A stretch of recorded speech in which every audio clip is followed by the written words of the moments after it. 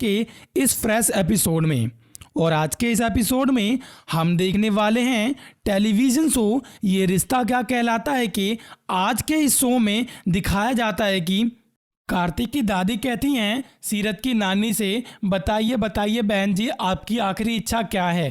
तभी सीरत की नानी कहती हैं कि मेरी आखिरी इच्छा यही है कि आपका छोरा कार्तिक मेरी छोरी का हाथ थाम ले और ये दोनों एक दूसरे के साथ शादी कर लें, तभी मेरी सारी परेशानी जो है और मेरे दुख दूर हो जाएंगे।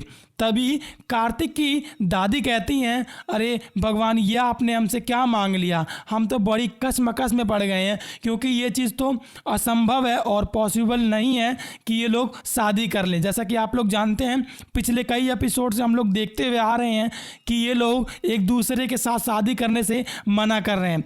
तभी दूसरी ओर जो है कार्तिक और सीरत एक दूसरे को देखने लगते हैं और काफ़ी ज़्यादा हैरान हो जाते हैं कि नानी ने आखिर ये क्या मांग लिया।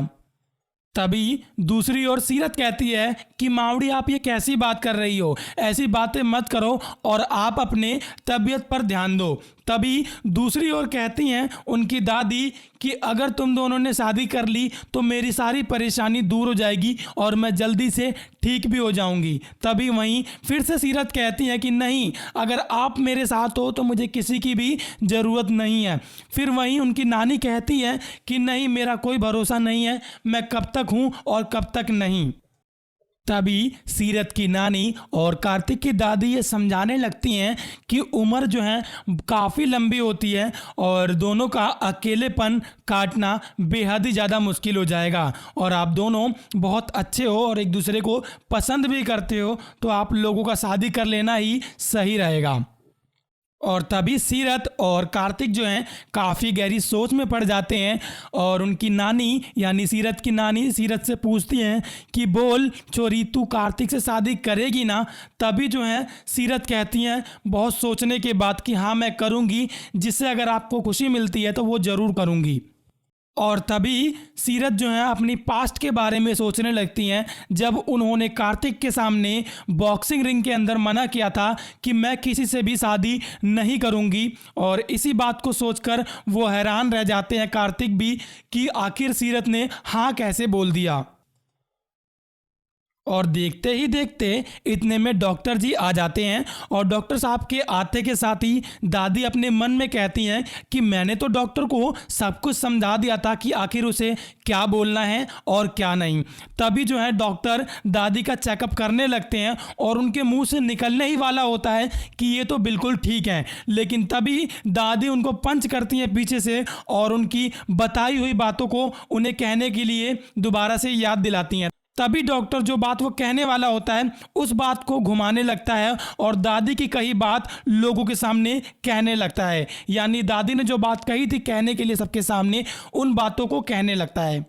और ये सारी बातें कहने के बाद वो कह देता है कि इन्हें खुश रहना बहुत ज़रूरी है, ये काफ़ी ज़्यादा टेंशन लेती हैं जिसकी वजह से इनकी तबीयत जो है ख़राब हुई है। और डॉक्टर फिर वहाँ से चला जाता है। डॉक्टर के जाने के बाद सीरत की नानी सीरत को देखती हैं और सीरत काफ़ी ज़्यादा परेशान लगती है और वो रो भी रही होती हैं। तभी सीरत की नानी सीरत से पूछती हैं कि क्या तू इस रिश्ते से खुश नहीं है। तभी वो कहती हैं सीरत नहीं, मैं तो बहुत खुश हूँ। तभी वो सीरत को रोता हुआ देखती फिर पूछती हैं कि अगर तू खुश है तो रो क्यों रही है। तभी सीरत कहती हैं कि मैं ये रो नहीं रही हूँ, बल्कि मेरे ये खुशी के आंसू हैं जैसे कि सीरियल्स में दिखाया जाता है। इतने में ही कार्तिक जो है एक टी स्टॉल पे चले जाते हैं और वहाँ पर चाय पी रहे होते हैं। तभी जो है वहाँ पर सीरत पहुँच जाती है और वो भी चाय पीने लगती है। तभी एक दूसरे के साथ दोनों जो हैं बातें करने लगते हैं और कार्तिक कहता है कि अब जो है नानी की तबीयत काफ़ी हद तक ठीक है और तुम्हें जल्दबाजी में कोई भी फैसला लेने की ज़रूरत नहीं है। तभी वहाँ पर सीरत कहती है कि नहीं, मेरी नानी ने जो फैसला लिया है वो मेरे लिए हमेशा सही होगा। एक पल को मैं गलत फैसला ले सकती हूँ लेकिन मेरी मावड़ी नहीं ले सकती है, और जैसा मेरी मावड़ी चाहती है मैं वैसा ही करूँगी, लेकिन आपको मेरी खुशियों का ध्यान रखना पड़ेगा। और तभी कार्तिक कहते हैं कि तुम्हें किसी भी चीज़ की शिकायत नहीं मिलेगी, मैं तुम्हारे साथ ही साथ जो है तुम्हारी नानी का भी ख्याल रखूँगा और वो भी हमारे साथ रह सकती हैं। अगर तुम मेरे बच्चे का ख्याल रखना चाहती हो तो मैं भी तुम्हारी नानी का ख्याल रखूँगा। और तभी दोनों के बीच में समझौता हो जाता है तो जैसा कि उन्होंने पास्ट के शोज में प्रॉमिस किया था कि वो लोग एक झूठी मूठी शादी करने वाले हैं, उसी समझौते को जो है ये लोग आगे भी फॉलो करने वाले हैं। और इसी बीच सीरत, उनकी माँ नहीं है जैसा कि आप लोग जानते हैं, सीरत उन बातों को लेकर काफ़ी ज़्यादा परेशान हो जाती हैं और कहती हैं कि मैं नहीं चाहती कि कायरव भी अपनी माँ के बिना मेरी तरह ही परेशान रहे, जैसे कि मैं रातों में उठकर अपनी मम्मी के लिए चिल्लाया करती थी कि मम्मी आ जाओ, कब आओगी मेरे पास। ये सारी बातें सोचकर सीरत काफ़ी ज़्यादा दुखी हो जाती है कि मेरे एक फैसले से हमारी पूरी फैमिली खुश रहने वाली है, लेकिन मैं तुम्हें कभी पत्नी का प्यार नहीं दे पाऊंगी। और कार्तिक भी यही कहते हैं कि मैं भी तुम्हें जो है कभी भी अपनी नायरा की जगह नहीं दे पाऊंगा। हम दोनों साथ में तो रहेंगे लेकिन कभी भी उस रिश्ते में नहीं आएंगे जो कि एक पति और पत्नी का रिश्ता होता है। और ये समझौता करने के बाद कार्तिक और सीरत जो है घर की तरफ निकल जाते हैं और तभी वहाँ पर कार्तिक की दादी और सीरत की नानी एक दूसरे के साथ बातें ही कर रहे होते हैं कि आपने अच्छी एक्टिंग की और ज़्यादा मत खाइए वरना ये लोग देख लेंगे तो इन लोगों को लगेगा कि आप बीमार नहीं हैं। वहीं दूसरी ओर कार्तिक और सीरत जो हैं अपने घर पर आ जाते हैं और दोनों ही दादी के पैर एक साथ छूते हैं और पूछते हैं, लगता है आप लोगों ने समझा नहीं हमारा मतलब, हम दोनों ने आपका पैर जो है साथ में छुआ है, इसका मतलब हम दोनों राजी हो गए हैं शादी करने के लिए।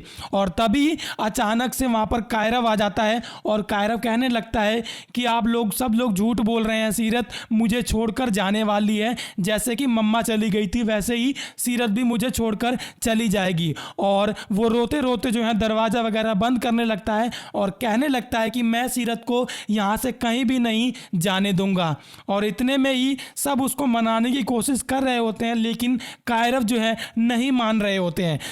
इतने में ही सीरत खुद कह देती है कि नहीं कायरव, मैं तुम्हें छोड़कर कहीं भी नहीं जाऊंगी और मैं तुम्हारे पापा के साथ शादी करने वाली हूँ। इतने में ही कायरव सुन के बहुत ज़्यादा खुश हो जाता है और वो अपने घर की तरफ बढ़ने लगता है। तभी दादी और नानी साथ ही सीरत जो है परेशान हो जाते हैं क्योंकि कायरव कहता है कि मैं ये खुशी कृष्णा जी को और घर में भी जाकर सबको बताने वाला हूं कि आप दोनों की शादी होने वाली है। तभी जो है उनकी दादी यानी कार्तिक की दादी कार्तिक से कहती हैं, कार्तिक जल्दी जाओ वरना ये बातें सबको बता देगा जिससे एक बड़ी प्रॉब्लम जो है खड़ी हो जाएगी। तभी कार्तिक जो है कायरव के पीछे भागकर जाते हैं और जैसे ही कायरव अपने घर पहुंचता है वहां पर कार्तिक के पापा यानी कि मनीष उनको जो है रिया एक सैंपल दिखा रही होती है जो कि ज्वेलरी से रिलेटेड होता है। और वो ज्वेलरी जो है मनीष प्लानिंग कर रहे होते हैं कि जब रिया और कार्तिक की शादी होगी तो वो उन्हें गिफ्ट करेंगे।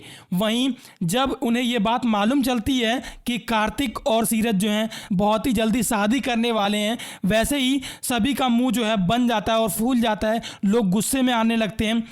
और तभी उतने में ही कायरव के पैरों के नीचे कुछ मोतियां आ जाती हैं जो कि मनीष के हाथ में वो ज्वेलरी था नीचे गिर जाता है ये बात सुनने की वजह से, जिसमें से सारी मोतियां निकल जाती हैं और कायरव के पैर के नीचे आ जाती हैं और कायरव गिरने वाला होता है।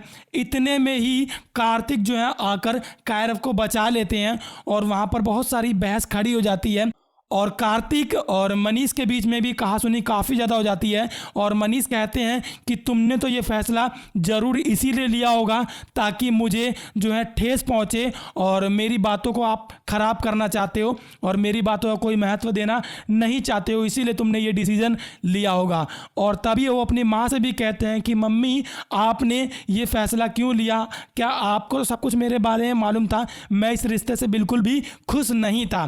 तभी कार्तिक की दादी मनीष से कहती हैं कि नहीं, मैंने ये फैसला जो है बहुत ही सोच समझ के लिया है और इसी में सबकी भलाई और खुशियां हैं।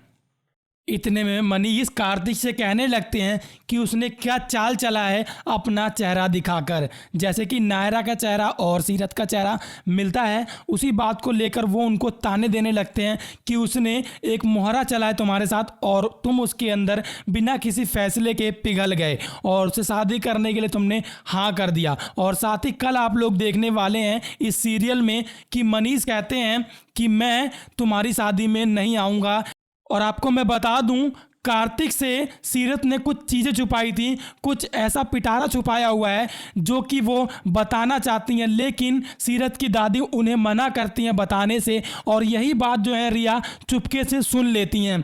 और अब देखने वाली बात यह है कि अगले शो में आप लोगों को क्या दिखाया जाएगा। क्या उस पिटारे के बारे में रिया जान लेती है? क्या उस पिटारे को लेकर रिया जो है सीरत और कार्तिक के बीच में फूट डाल पाएगी? क्या लगता है आप लोगों को? नीचे कमेंट सेक्शन में बताना बिल्कुल भी मत भूलिएगा। और हम आप लोगों के लिए अगले एपिसोड में बताने वाले हैं आखिर क्या रहता है राज, क्या सीरत के राज को जान पाएगी रिया। तो मिलते हैं हम लोग आप लोगों से अनदर वीडियो में, तब तक के लिए take care and bye bye.